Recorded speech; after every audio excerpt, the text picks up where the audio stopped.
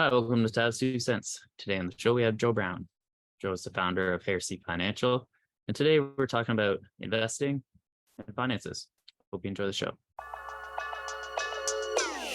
Welcome to Tabs 2 Cents, the show where we discuss multiple income streams and macro factors affecting the world today.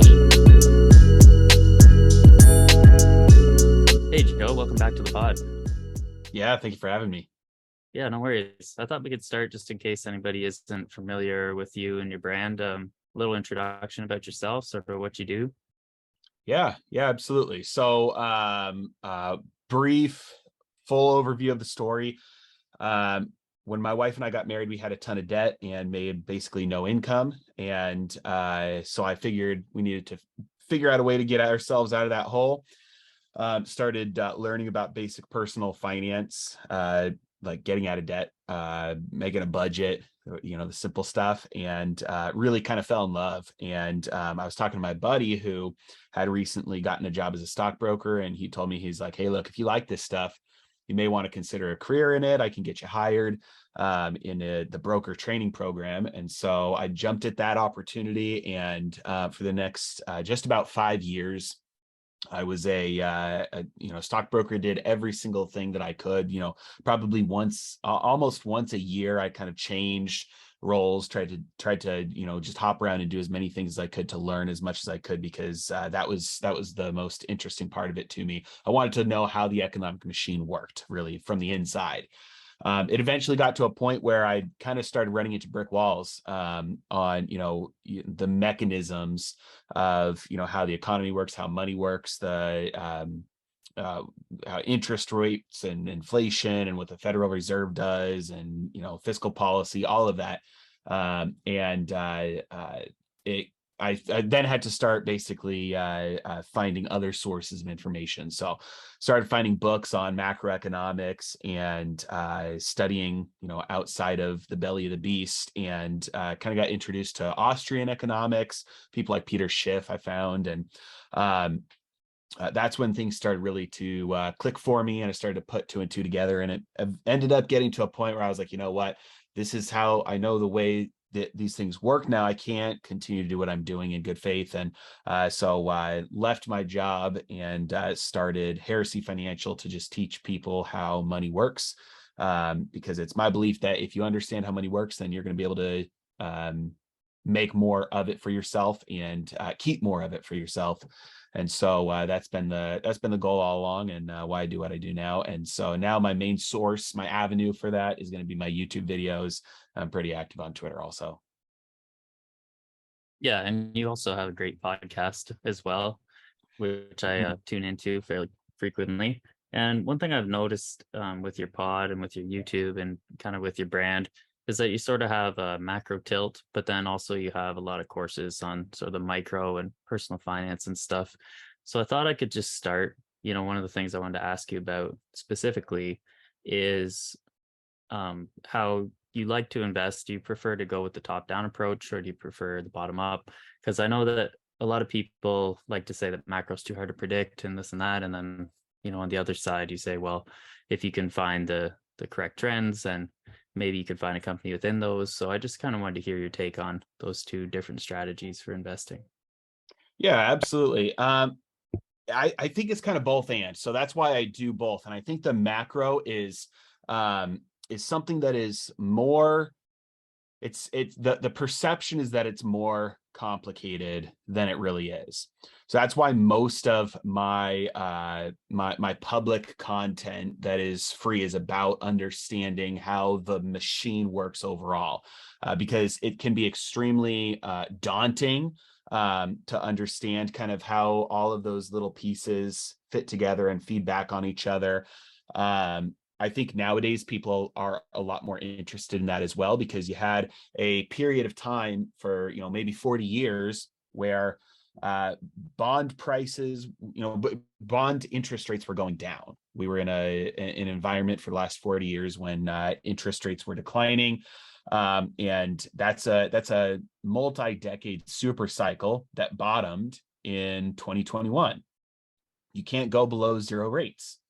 And most investors alive today have never lived through, especially invested through, an environment where we're going to have multi-decade super cycle of the opposite, where interest rates are rising. But that's what preceded the last cycle of when they were falling. And so everything that people talk about the stock market and, you know, the reliable returns of, you know, the 8% per year from the stock market, and your 401k, and what you do with debt, what you do with your savings, that's all based on data that is post 1980. Very little of those studies, very few of those studies go back prior to that. If you talk to somebody in the 70s or the 80s, nobody said it was common knowledge to invest in the S&P 500. That was not something that was viewed as, like, you know, pillar number one of personal finance. Stocks were not looked at as a normal, common, safe investment. And so there are many things that we look at through such a narrow scope of history. And if you take a broader look at how the economy looks over, how it works overall together, then you start to be able to put these pieces together. And be able to do things that are more safe for the long run, and then ultimately have better returns for the long run. You don't get bit in the butt by, you know, inflation or interest rates moving in a different way than you expected. Having the, you know, a 60-40 portfolio that was built for the 90s, when it's, you know, that's not going to work that way going forward. And then on the kind of the paid side, where I try and funnel people into, I have my courses. That's more tactical, like nitty gritty. Like, okay, now that I understand, you know, that we're in a multi-decade inflationary environment where inflation is going to be high. There will be brief periods where it's lower, but it's going to be higher for the long term. Interest rates are going to be moving higher. We're going to have sovereign debt crises all around the world. The biggest threat that our country faces is the national debt, with the rising interest rates. That'll be solved one of two ways: outright default or technical default, through inflating away the value of that debt. And so when you understand all these pieces, then the questions come into play, like, okay, then what do I actually do about this? And those are the things that are actually, you know, ironically kind of difficult to answer in like in a quick public facing manner. Like, you can't just do a 12-minute YouTube video on portfolio allocation. I mean, you can, but it just wouldn't be good enough for people to walk away with, this is exactly the steps that I need to take, and have all my questions answered. And so I've got a membership program. I say it's like kind of like Netflix for financial education. And so I'm constantly putting new courses on there. And, you know, members just get all of the new courses on there. Kind of like if you have Netflix, you get all the new movies that come on there. And some of them are, you know, 1 hour long. Some of them are, you know, like master classes, like huge. And it's all just teaching you the nitty gritty, the tactics. Okay, like here are the exact steps, what to do with your retirement account, or the proper way to get out of debt, or portfolio allocation, like proper hedging, advanced options strategies, fundamental analysis. And so I think it's starting with the top down. And then when you get ready to take action, it's like, okay, now I need to understand how to do this from a bottom up perspective. And so that's kind of been my approach so far. Yeah, it's interesting because when you talk to people about investing and portfolio allocation, the general consensus is you can't time the market, dollar cost average into the S&P 500, and you're probably going to do as well as you're going to do. But then you hear from other people, you know, you can sort of feel these macro headwinds or tailwinds coming in, and you can adjust your portfolio accordingly. And I know one of your courses is Bear Market Investing Guide. So I mean, if you believe you're in a bear market, there is some aspect of timing there, because you're going to build your portfolio in a way that benefits from a bear market as opposed to a bull, rather than just dumping money in the same place. So I wonder if you could elaborate a little bit on bear market investing, bull market investing, and how you can't really time, but it does matter. You do need to pay attention, I think. Yeah, as the old saying goes, people make money in bull markets, but people make fortunes during the bear markets. And the reason for that is because it's not really about the sale price. It's mostly about the buy price. Because if you buy something for the right price, then then you have the margin of safety built in. You know you've gotten it at a discount to its true value, and then it's just a matter of patience, matter of time before everybody else realizes the true value. And so really that's a fundamental, that's the foundation of bear market investing. This is the opportunity to buy world-class assets at fear prices, at blood in the streets prices. And so it's very different than what we've had for the last 20 years, where the common advice has just been everything just always goes up, so just throw money at everything all the time, and you'll kind of get a good deal because of dollar cost averaging, and ultimately when you're older it'll be worth more. The deceptive nature of that advice is that it's still timing the market, because that advice never acknowledges that bear markets happen. But even in the course of the last 40 years, bear markets have happened, recessions have happened, market crashes have happened, and then it takes time to recover. So the idea that you can just throw money into everything all at once, and then at the exact moment you need it, it's going to be worth a lot more, is not necessarily true. You might need it. In fact, you're more likely to need it when it's worth less, because during the bear markets, the crashes, the recessions, or maybe when you lose your job, or maybe when you get, maybe you've just retired and now you need to access more of your savings now that everything is falling apart instead of less of it. So there's kind of this implied timing the market that is, papered over in that advice. And so the idea is, instead of just blindly throwing money at everything, which is not investing, that's really just speculating, it's taking an approach of looking well into your investments and making sure that you're buying something that is going to cash flow, is going to increase in value to the best of your knowledge, because you can't control these public assets. But you're doing fundamental analysis, just very basic stuff that anybody can do. You don't have to be Warren Buffett or Charlie Munger, just very basic fundamental analysis to say, okay, yes, there is a high degree of certainty that I'm buying this at a price right now that is lower than its true value. Now, Ray Dalio makes a point about this, and he says, in order to make money investing, you have to bet against the consensus and be right. And so it's very difficult from a numbers game, from the average person. It seems like an insurmountable obstacle to be able to do this, because you're betting. It seems like you're betting against the consensus aggregate knowledge of every single market participant out there. So how in the world could you be right and they be wrong? But the reality is, some stocks go up every day, and they will for the next 20 years, and some stocks will go down for the next 20 years.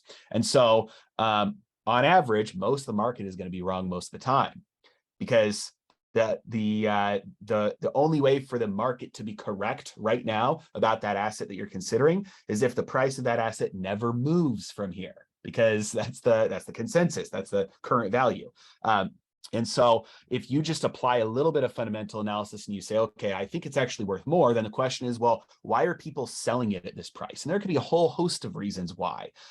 For instance, let's say you've got a big company and they spin off a smaller company. Companies do spin-offs all the time. So you've got, in case anybody's not aware what a spin-off is, you've got a large company, say, I don't know, AT&T does a lot of spinoffs and mergers and acquisitions. I can't think of one off the top of my head right now, but spinoffs happen all the time. So you've got a main company that does, software for, they've got a CRM basically for businesses, and that's their main business. But somewhere along the way, they also had another product that was, somewhat similar to their CRM, but eventually gets to the point where they just want to focus on this. It's gotten too big, and they've got two parts of their business that don't really fit together that well. So the second part of their business might be, the marketing that they do for businesses. So they've got a marketing agency. So they spin that off. So they separate the two companies, and now there's two different companies, because now you have the ability to have this separate company has its own CEO, its own board, its own, everything. The management is aligned properly with the incentives. They're not worried about what the CRM does. They're running their own business, and everything is more streamlined that way. But this is a much smaller company. And so you may have 80% of mutual funds out there that only invest in the S&P 500. Your original company, the CRM company, is still part of the S&P 500 because of the size and because of whatever. The new company that just got spun off is no longer part of the S&P 500 because it's, much smaller, whatever. So 80% of mutual funds out there are going to have to sell this new stock. They got it. They got the shares because they owned the original company. Separates into two. They have this original company. They all have to sell it. Not because they don't think it's going to go up, not because they think it's a bad company, not because of any fundamental reasons, just because they only invest in these companies. Now this new company is no longer part of that. So they all sell this company. That means the value for a certain amount of time for that company, it will be priced lower than its actual value because you have major big money dumping it for no value reasons, just because they can't hold it. And that selling pressure alone may be enough to make it sell at a price that is below its intrinsic value. So if all you have is the ability to calculate, the basic intrinsic value of a company, then you can get a list of 1,000 companies right now, especially right now, like where the markets have been under pressure for a while, that say, hey, these companies are selling at less than their intrinsic value. Then you have to apply some basic logic and common sense and say, okay, well, just because it's selling below its intrinsic value doesn't mean it's going to recover in the future, or going to be a good company in the future, make a lot of money, whatever. So you have to apply something beyond just that, which maybe there's a number of factors that we could go into, but essentially you can narrow down your list and say, okay, these are the top 5 companies after I do just a little bit of work that I am fairly confident I'm buying them below their intrinsic value, and I'm fairly confident that they're going to do very well in the future, meaning that if I buy it right now, I've got a huge margin of safety and it should go up in value. That is actual investing versus just throwing dollars into an index and you have no idea, no control over what you're investing in. And then if something crashes, everybody sells the same companies all at the same time. Yeah, absolutely. I've been doing this long enough myself to see this happen a couple of times as well. And one specific example that I can think of is when Elon Musk went on Joe Rogan and he was smoking pot with him. And I remember the next day the stock tanked. And I'm like, in my head, I'm like, this has nothing to do with Tesla. This has nothing to do with Musk's mentality. Like, he was just on the show, decided to have a toke of a doobie, and now the stock's down. It was down like a ton. I can't remember how much, but 20, 30%. And I didn't buy it then because I thought Tesla was overpriced, and I still believe that it is. But regardless, I missed that opportunity. And I think it was like $140 pre-split at that time.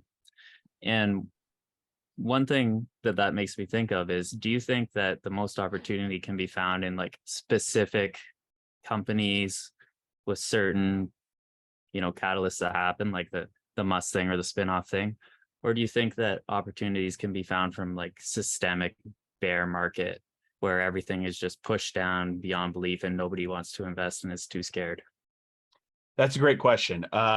It can be either one. Right now, most of the opportunities are going to be in specific companies. If you look at the price to earnings ratio of the S&P 500, it's still like crazy overvalued. So you're not NASDAQ as well. You're not going to be able to get that value in the major indices right now. There may be smaller indices that you could find value in. Like, for instance, the S&P 500 to commodities ratio is at like a bottom. So when you measure the value of the S&P 500 versus a basket of commodities, there's kind of like a cyclical nature to it. And it looks like over the last 2 years, we've kind of bottomed with that relationship. So it looks like commodities relative to the S&P 500 are about to become a lot more valuable. And then so when you look at something like that, you can say, oh, well, I don't know the first thing about valuing commodity companies. Should I go for miners? Should I go for refiners? Should I go for, what kind of companies, what kind of commodities even? Are we talking lithium? Are we talking copper? Are we talking gold? Are we talking uranium? I don't know the first thing about that. So maybe that's an opportunity to say, okay, I think this overall area is primed to do well. You could even do, based off of that, instead of just, buying, a commodity ETF, you could finance that with a short on the S&P 500. You'd want to make sure you're managing your risk appropriately for that, so that if that spread widens, that you are not at risk for that. But that'd be a way that you could finance that trade, so that basically you have close to an infinite return on that trade. If you short the S&P 500 to buy commodities, use the money you got from the short, then you're benefiting on the relative squeeze. So even if both go up or both go down, they don't go down or up as fast as the other one. You're just betting on the relationship between them getting tighter or reversing. So there are a lot of ways to play this that you don't necessarily have to go into looking at the balance sheets of individual companies. But for the most part right now, I think that's where most of the opportunity lies, unless you're finding those sector specific, industry specific relationships that this whole area looks very undervalued right now. Yeah, and I think a sort of a consensus view is that when we're in a systemic bear, it's a good time to invest. But what I've noticed, like, not necessarily the best time, but it's a good time to look for value, is what I should say, because you don't want to catch a falling knife either. But what I've noticed, just as my investing career has moved forward, is that in the bear market is when I have the least money. So, we're kind of in a position now where it's a little easier to save cash because you're going to get 5% on your cash. But one thing I thought I would bring up is how to allocate your money in a way that provides you the ability to capitalize on those opportunities when you see them. Yeah.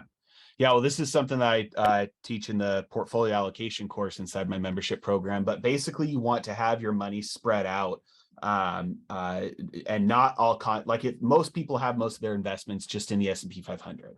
And then they get into a situation where it's like, okay, well, right now I would really like to invest in this, but that means I have to sell this other thing at a loss.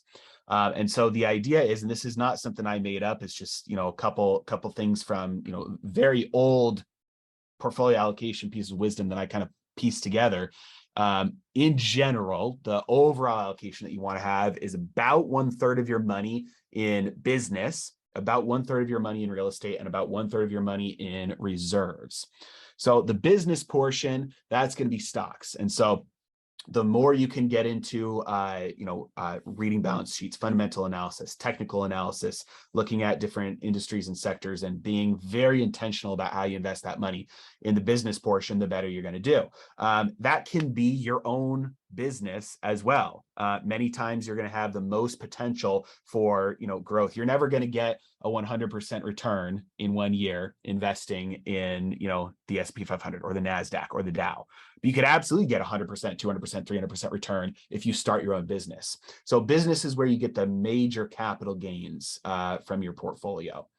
The next section of your portfolio, 1/3 of it, is going to be real estate. And the reason why is because this is an asset class that has existed for all of history for good reason. It's a scarce resource, something that everybody always wants for all of human history. And especially in the United States, this is something that is very tax advantaged. There are many tax advantages that are only available to investing in real estate that make investing in real estate in the United States much more beneficial asset class. There are also debt advantages to it. So the United States is one of the only countries, or maybe the only country, where you can get a 30-year fixed rate mortgage on a house. It's like most places in the world that doesn't exist. And that makes it very advantageous. It's basically a vehicle to short the dollar. If you can get debt underneath the rate of inflation, then you're shorting the dollar by buying real estate with mortgage. And so there's opportunities there with real estate, and some of them are better depending on where you're investing. And then the last piece is going to be reserves. And this is the kind of the key that most people don't have enough in reserves, in my opinion. So when you measure, there's this book called I have it, I think, on my shelf somewhere. It's Safe Haven by Mark Spitznagel. And so he talks about the idea to have, if you can, for the appropriate price, if you can mitigate your downside risk, then you maximize your long-term gains. And it goes against conventional financial thinking, because they say, okay, 99 times out of 100, if you put everything into the S&P 500 every time you make your paycheck all year long, then you're going to have the most at the end of your life. But 1 out of every 100 times, something crazy is going to happen to the stock market and you're going to be broke. And mathematically, then you would say, okay, well, then you should just do the thing where you're better off 99% of the time. But the reality is we only get to live life one time. We don't get to replay it over and over and over again and then choose the best outcome. And so in reality, we actually have to hedge against that 1%, because if that happens to us, we're ruined and you can't come back from it. So it doesn't matter what would have happened the other 99 times. You have to protect that worst case downside scenario. So that's the idea behind life insurance, right? 99 times out of 100, I'm not going to get in a car crash and die. But if I do, my family is ruined unless I have life insurance. So I pay the $50 a month, the $100 a month, the $200 a month, whatever it is, to have that life insurance. And the crazy part is that $200 a month is technically a cost to me. But in the event that I need it, it's a massive net benefit. And so when you apply this to investing and you say, I'm going to incur a cost on purpose so that if something crazy happens, I'm not negatively affected, then that actually increases your, or it maximizes, I should say, your long-term wealth in the end. So that's what reserves does for your investing portfolio. Because if you think about a stock market, a stock investment, whatever your business, it might go up 10%, might go down 20%, might go up 30%, whatever. So it might have some crazy good years, crazy bad years, might have years where it does nothing. If it goes down, you're at $100,000 and you go down by 20%, you're at $80,000 now. But what do you need to get back up to where you were last year? If you just go up 20% from 80,000, now you're only at 96,000 because it's a percent off a lower base. And so you need now, instead of a 20% recovery, you need a 25% recovery just to get back to break even. So 20% down equals 25% up. And so what that reserves portion allows you to do is not feel the brunt of those downside moves. Because if you have a third of your money in reserves, and then your asset basket takes a 20% hit, you can refill it. Now you're back up to 100%, and you're going to have a recovery at some point, but you're recovering off of the full amount again. And so this is the difference between, for the math geeks out there, arithmetic returns versus geometric returns. If you have a classroom and you have, one person gets 90%, 95%, 60%, 55%, 95%, 89%, the average class score is going to be, let's say, 89%. That's an arithmetic average. That doesn't work that way in investing. In investing, you have to use geometric average returns, which is also called CAGR, compounded annual growth rate. And it's where each year's returns are the output is the input for the next year. Because if you go down by 20%, then up by 20%, you're starting from 80. You're not starting back from 100. And so when you look at the average annual growth rate of the S&P 500, they're just taking the arithmetic return. And they're going to say, okay, over the last 20 years, it averaged 9%.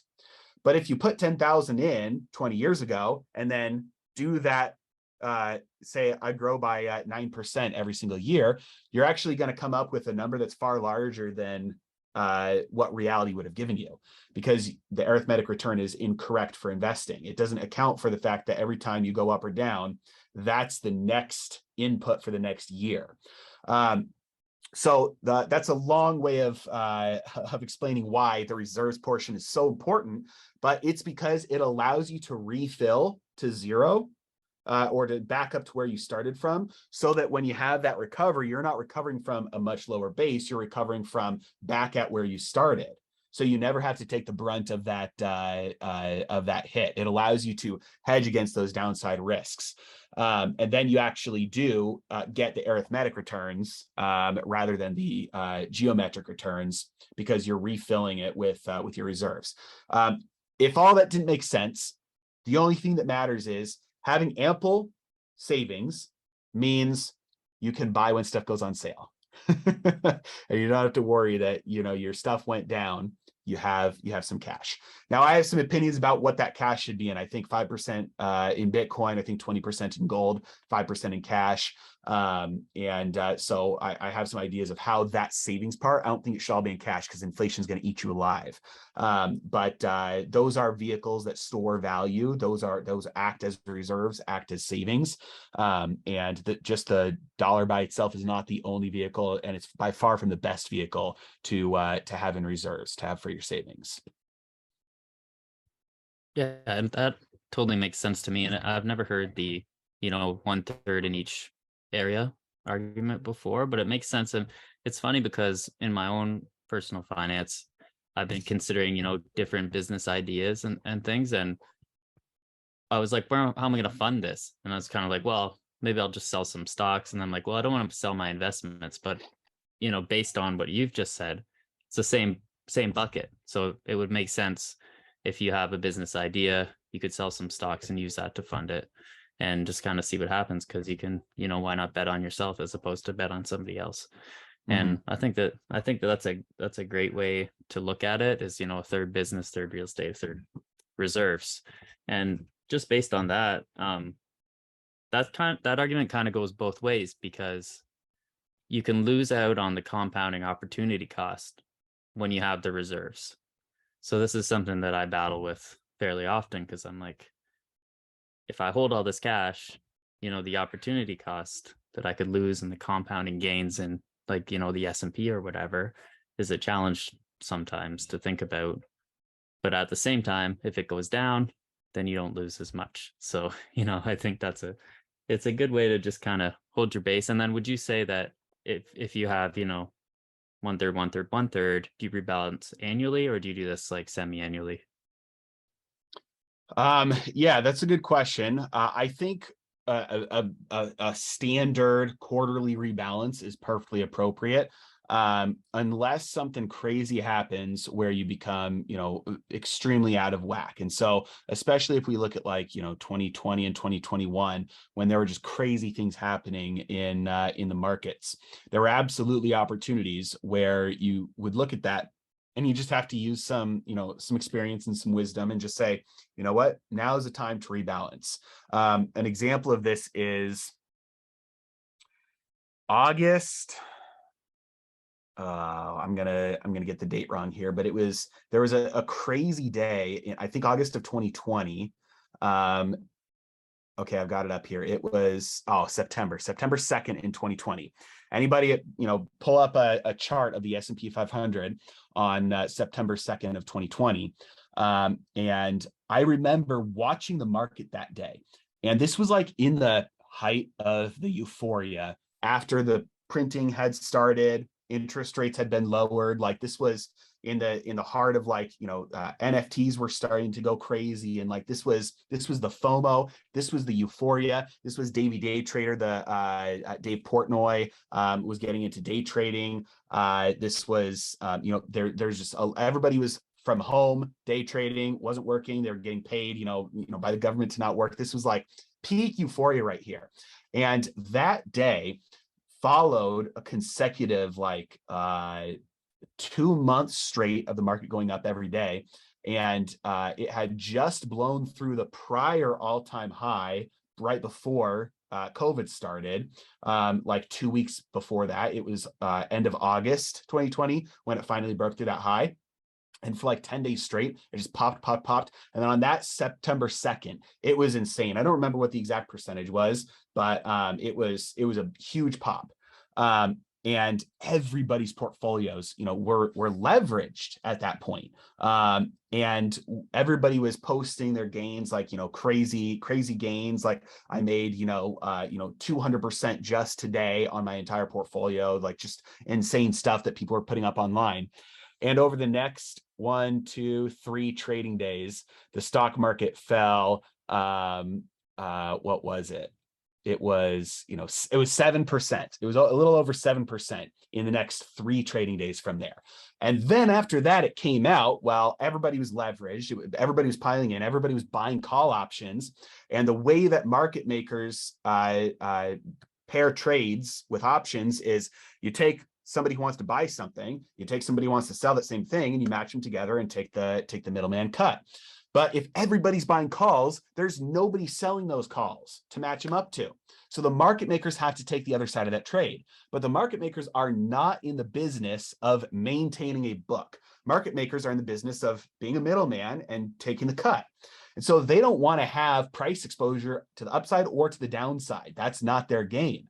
So what they have to do is they have to then hedge. Since they have to be the other side of that trade and sell those calls, they don't want to be exposed.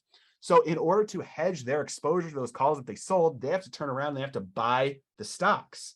And they buy just enough of them so that their delta is neutral, so that if the calls are losing the money, then their stocks are gaining the money to the exact same amount. Because again, they're not price exposed, they're neutral. They're just taking that cut from the trade. And so everybody buying calls for the last week was making all the market makers have to turn around and buy stocks. So all this options trading volume was driving stocks through the roof. And then obviously that's a bubble. At some point, the trades stop or slow down. And that means the trade starts to unwind because they don't need to hedge as much anymore. So they take some of their hedges off. Some of the options expire. Now, since things stop going up so fast, now everybody starts to sell and things start to go down really fast. And so that in the hindsight, everybody said, oh yeah, we should have sold, but nobody did because there's euphoria. So this is where some self-awareness comes in that, yeah, rebalance, once a quarter. If you really don't like rebalancing, do it once a year. You'll still probably be fine. Quarterly rebalancing is the standard because it's typically, the sweet spot. But sometimes you're going to have massive fear and you need to be aware of that and act on that. Buy when there's blood in the streets. Other times you're going to have massive euphoria. And when you're checking your account 7 times an hour and thinking to yourself, I'm going to buy this, I'm going to be so rich, I can quit my job, like I feel so great. That's a sign of euphoria. And you need to sell and you need to, rebalance the other way. And so it does take some self-awareness, but for the most part, quarterly rebalancing will work. Yeah, I feel like I've learned a lot in the last, let's say, 10 years. Just to see a euphoria followed by a fear cycle and low inflation rate into high inflation. There's been a lot going on, and it's provided a lot of lessons for me personally, for sure. And I think that one of the ways that we can sort of deal with that opportunity cost of a stock market going up is seeing what happens when it goes down, like we've seen the last couple of years. And also now we're getting higher interest rates on cash. And like as you say, there is I'm a commodity guy myself, so there's a lot of people out there talking about a commodity super cycle. Whether that's going to happen, I don't know, but I would definitely feel comfortable with putting some of my reserves in gold or silver or what have you. One thing I wanted to touch on there with the side business sort of deal, because I know you talk a lot about personal finance as well. And just moving into that, like, for example, a couple of your pods are, marriage, why that's important, and like how to get out of debt.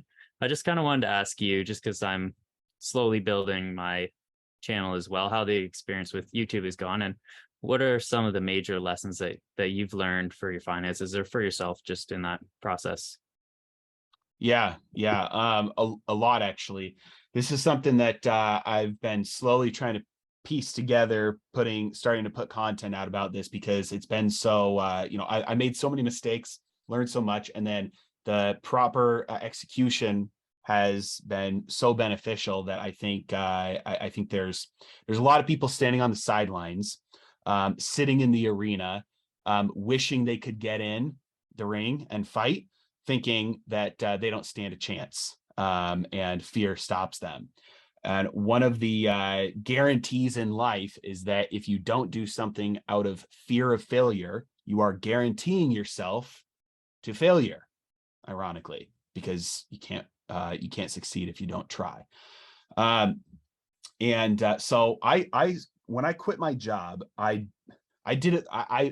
I say I did it the wrong way because I didn't try and start anything first, and then once I had something rolling, then jump on it. I was in an industry that said, no, you can absolutely not do anything outside unless you get prior approval. And if it has anything to do with our industry at all, the automatic answer is going to be no. And so because of that, I said, I convinced myself that I could never start anything while I was there. In hindsight, I should have.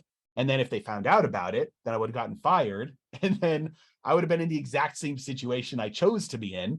And so I should have done that. But knowing myself, I'm more of a all in or nothing, go big or go home type personality. So I quit and I just started throwing spaghetti at the wall. I tried to self-publish books, started a blog, started a podcast, started a YouTube channel, did consulting one-on-one for, personal money management type stuff. And just, tried to do everything that I could possibly think of. And then my YouTube channel was the one that took off first. And so I went all in on that. The reality is, though, that was extremely difficult. They talk about, the entrepreneur doesn't want to work 40 hours a week for somebody else. And so they work 80 hours a week for themselves. And that was absolutely true. It's like I say it's like being dropped off in the middle of a rainforest with a machete and somebody tells you, get to the road. And that's it. So you just have to start chopping and going. Number one, the chopping and walking is hard, very hard. But number two, you have no idea if you're going the right direction. Like you have no bearing. In a job, it's like, do this, this, this, and this, and then you'll have this outcome. It's very predictable. And so it's very easy to succeed as long as you just do what people are telling you to do. But when you're doing something for yourself, there's nobody telling you what to do. And so it's like, I'm just going to start chopping and hope that I'm going in the right direction. And you're going to run into a cliff that's 1,000 feet high, and you're going to realize, well, I've been chopping in the wrong direction this entire time, so I have to turn around and start chopping in a different direction. That's what that was my experience of trying to start something for myself. I had the overall goal of I wanted to teach people how money worked, but no idea how I was going to turn that into any sort of income. And so I had a good amount of runway from savings because it was a high paying job that I was in. But it was 6 months of zero income from all the stuff that I was trying, and it was a year and a half until I had enough to pay my bills. And then it was a very short time after that until I made way more than I had ever made before. And now it's like more every month than I made before. So it's a hockey stick journey as long as you continue to learn from your mistakes. Now, specifically, some of the things that I did that I think contribute to success and are broadly applicable is I repeated the thing that started to work. So when I realized that YouTube was going to be the thing that I was going to go all in on, which I think I should have done that much earlier, but I increased the volume dramatically. So I was making like 2 videos on YouTube every week. I ended up making one video. It was December of 2019 on the repo market. Because the repo market had kind of blown up in September, and then it looked like in December it was going to kind of happen again. And it would have if other people, not me, but if other people hadn't brought enough awareness to it, it would have caused some major problems. And so I made a video explaining it and explaining what was going on, because it was a relatively new concept at the time. Not a lot of people had been learning about the repo market. And so I have, one of my skills is to be able to take something complex, learn about it, and then explain it in a way that's, much simpler. And so I did that, and that's what got me to 1,000 subscribers. And that was, in reality, that doesn't change anything other than you can flip on the monetization box on YouTube, but it doesn't pay you anything at the beginning. It's just, it's like, there was like a couple cents. So it was just a mental motivation thing. And so that when that happened, the 1,000 subscriber mark, that's what made me say, okay, I'm going to go all in on this. There was another thing, a second thing that was a mental motivation thing. I got my first sale from one of my online courses.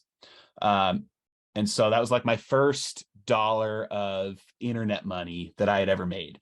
And again, it wasn't enough to, pay the bills or anything, but it was enough for that mental motivation. So I said, okay, I'm going to go all in on this.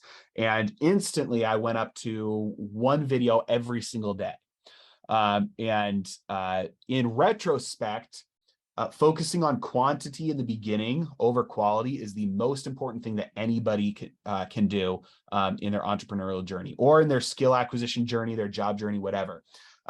Because you will get better far faster if you focus on quantity over quality. Number one, quality is subjective. You think you know what's good, but what you think is good is irrelevant. The only thing that matters is what the customer thinks is good, because that's what they'll buy or watch or pay attention to or whatever your product is. So the only thing that matters is what the customer wants, what the client wants, what your audience wants. And if that's the case, they want something and that's what true quality is. You don't know what that is. You have to try out a million things until you figure out what that is.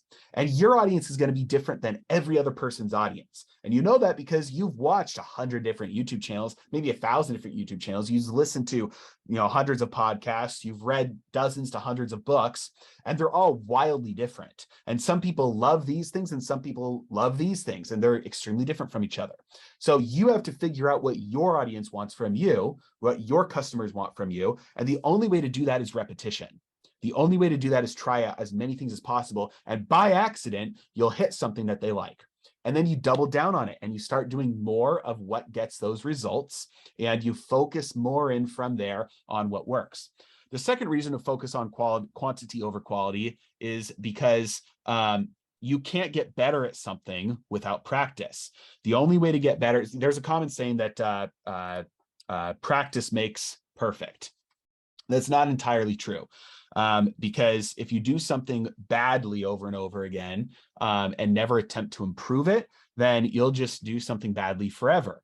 And so there has to be that intentional effort to improve it, but it doesn't have to be a lot. Any small amount percentage-wise that you're improving something, as long as you have the repetitions there, eventually you'll become the best in the world at it. It's just a matter of its compounding interest. That's it. It works for investing and it works for skills.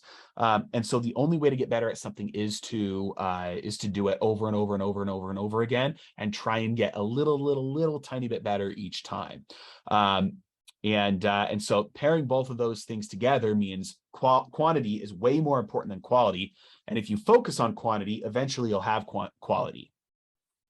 And so that was the first realization for me. The second realization for me was that I needed to build an audience before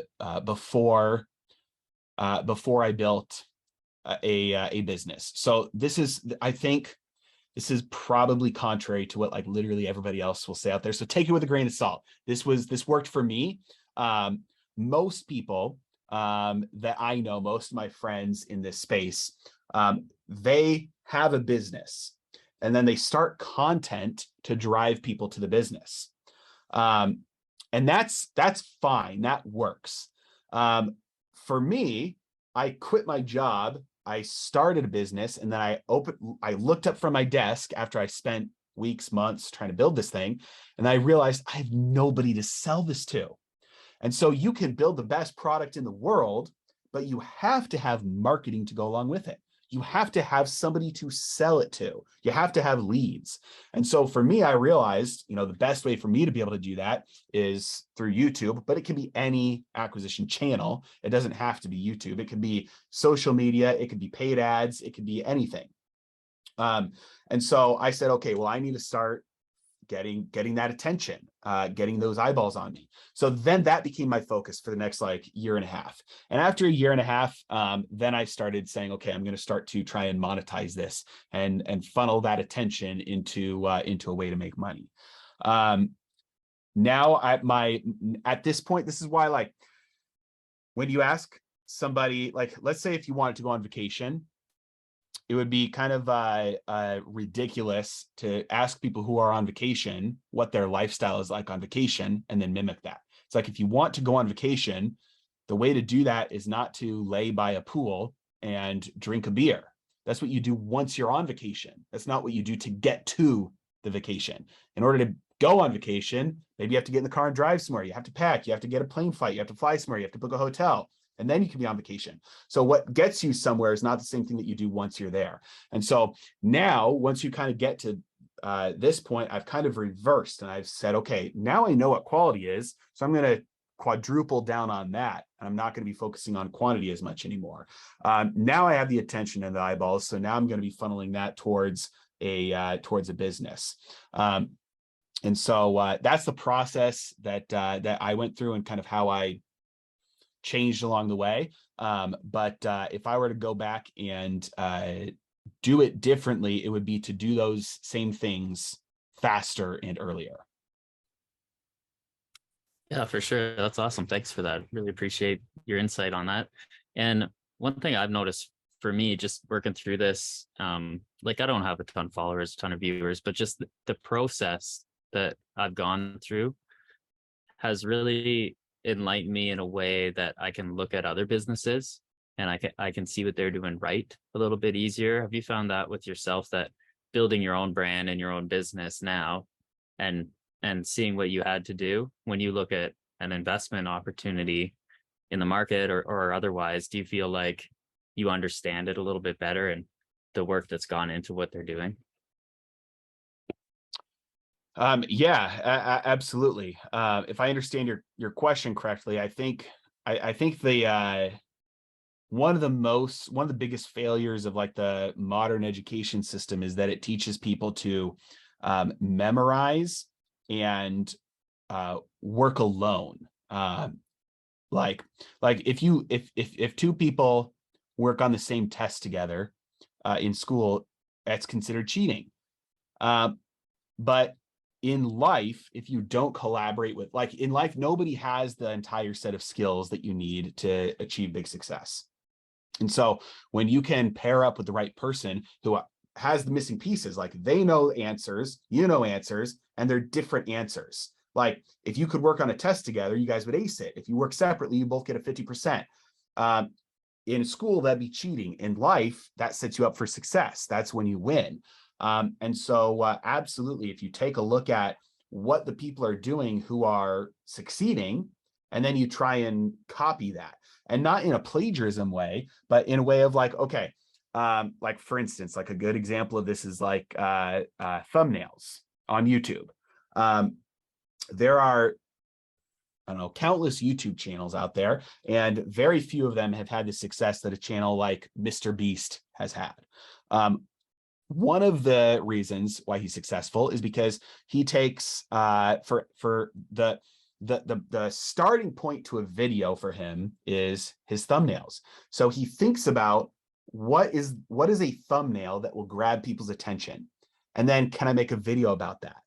And he's filmed entire videos that have cost him, $1 million or something like that, where he can't figure out a good thumbnail for it. And so it's scrapped. He won't release the video because he can't figure out a good thumbnail for it. And so it's completely backwards to 99.9% of the other people on YouTube do, which is, I'm going to make a video that I think, is a good video to make. And then I'm just going to do whatever thumbnail I can do for it. It's completely backwards. But from the perspective of the consumer, the customer, the audience, he knows that like the psychology of I see something and then I want to know more about that is where it all starts. So that's where he has to start as well. And I noticed my click-through rates increased a lot once I started to like think that way just a little bit, not entirely, but I tried to start incorporating that thought process. Like when I'm starting to think about, hey, what am I going to make a video about? I think of it first through the lens of the thumbnail. And if I can come up with a good thumbnail, then it's like, all right, then I'm gonna try and go forward with this video, and not to a the whole extent that he does, but it's definitely helped. And so I think success does absolutely kind of like, it has like breadcrumbs of clues on what you can do to kind of copy that. And again, not in a plagiarism way, but they're successful for a reason. So follow in their footsteps. There's nothing that you're doing that hasn't been done before. So find the people who are most successful at it and try and learn from them and do what they do. Yeah, for sure. And I think too, with investments, look for companies that are doing similar things to other really solid companies, possibly when you're investing. And for yourself, for your own business, maybe copy someone who's successful even in your own area, or in the whatever niche that you're going for, because it's a big world out there and there's a lot of room for sure. So definitely appreciate that advice. One more real quick thing about that, Sure. it sounded like, I guess the question was more directed towards investing. That's absolutely 100% true. There are dozens, if not hundreds of books out there from the best investors in history. One series that I would recommend is Market Wizards by Jack Schwager. And he has like 5 of these books that he's written over the last like 30-40 years, where he goes and he interviews the best traders and investors of history. So there's hedge fund market wizards, there's unknown market wizards, there's new market wizards, there's a bunch of these. And if you read like 3 of these books, you'll notice every single one of the best investors and traders that he's interviewed, they all have the same number one rule. And they all state it a little bit differently. But from Warren Buffett to Peter Brandt to Ray Dalio to like literally all of them, their number one rule, all of them, is don't lose money. It's risk management. It's make sure you're investing in a way where it's not going to go down, whether that's through hedging, whether that's through stops, whether that's through margin of safety, whatever the way you implement that, those are all different. But their number one rule is make sure you don't lose money. So if that's what all the best ones are doing, that's what I need to do. You know what I mean? So that's why I emphasize the reserves a lot and the hedging a lot, because we want to cover our downside. And if you cover your downside, the wins will happen, but the small wins and the small losses will cancel each other out. So, and you'll have big wins and you'll have big losses. So if the only thing you do is get rid of those big losses, don't let those happen, then you'll have big wins that'll drive your overall performance. Yeah, that's amazing. And I like the just going back to what you said real quick with the quantity over quality at the start kind of thing. I don't know if you're I don't know if you're a UFC fan, but I just watched a fight last weekend, and the one guy came out and they said this guy doesn't hit pads, all he does is spars. So he literally fights to fight. So all he does to practice is fight, and he went in and knocked the guy out. And I was like, he's not undefeated, but it's an interesting thing. You got to get the reps in, you got to get the experience, and as you say, you're going to fail if you don't start. So you might as well start and get at it and see what works and what doesn't. So yeah, I completely agree. And I think that's great advice. But yeah, with that said, I want to give you an opportunity if anybody's interested, where they can find your content, obviously YouTube, but anywhere else they want to look. Yeah, absolutely. So all the free stuff is on YouTube. I post a video 4 times a week now.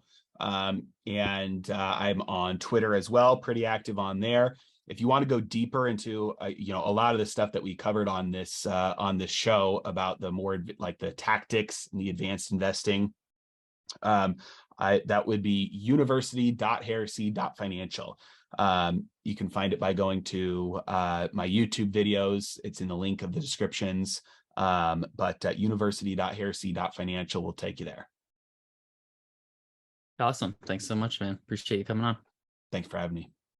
Joe is not a financial advisor and may have interest in the stocks discussed on the show, so do not take any information included within this podcast as a recommendation or formal advice. Thank you.